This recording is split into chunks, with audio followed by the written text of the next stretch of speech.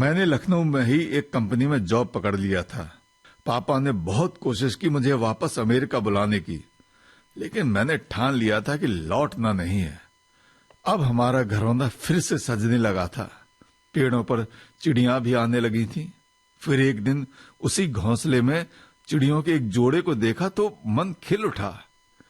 इतना तो पता था कि ये वही परिंदे नहीं है, लेकिन घोंसले को आबाद करने के लिए फिर से कोई आया तो। समय के साथ साथ जीवन में बड़ा परिवर्तन भी हो रहा था। सत्यप्रकाश जी ने डॉली के साथ मुझे प्रणय बंधन में बांध दिया था, लेकिन गुस्से से भरे मेरे पापा मेरी शादी में नहीं आए। मैं भी उनका ही तो बेटा था।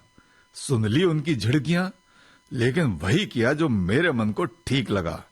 शायद इस तरह ही सही, कुछ तो पापा के पाप का प्रायश्चित होगा। अब मेरा भी परिवार था। जिंदगी अपनी रफ्तार से चल रही थी।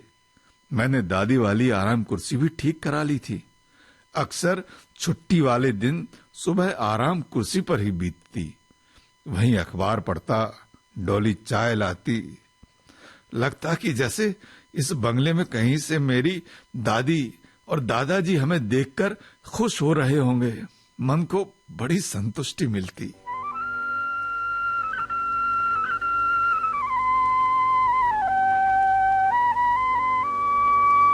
अलबेले दिन प्यारे, मेरे बिछड़े साथ सहारे, हाय कहाँ गए, हाय कहाँ गए। आँखों के उजियारे, मेरी सूनी रात के तारे, हाय कहाँ गए।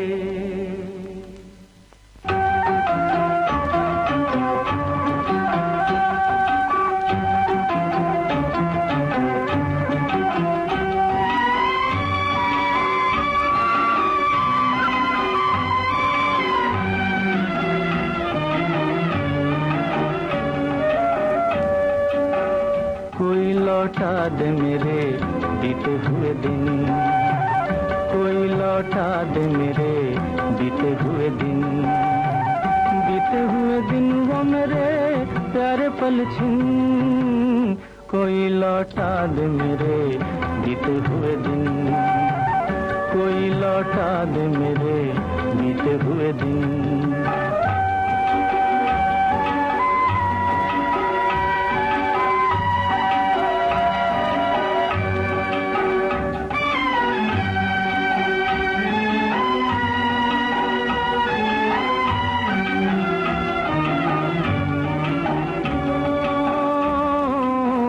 मेरे ख्वाबों के महल, मेरे सपनों के नगर, पी लिया जिनके लिए मैंने जीवन का जहर। आज मैं ढूंढूं कहाँ खो गए जाने किधर, आज मैं ढूंढूं कहाँ खो गए जाने किधर।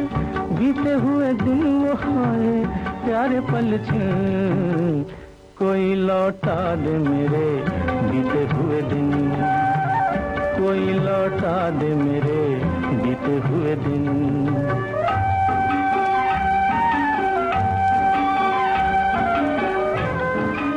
तभी एक रात कुछ अजीब हुआ। हमारे कमरे की खिड़की पर किसी ने पत्थर मारा।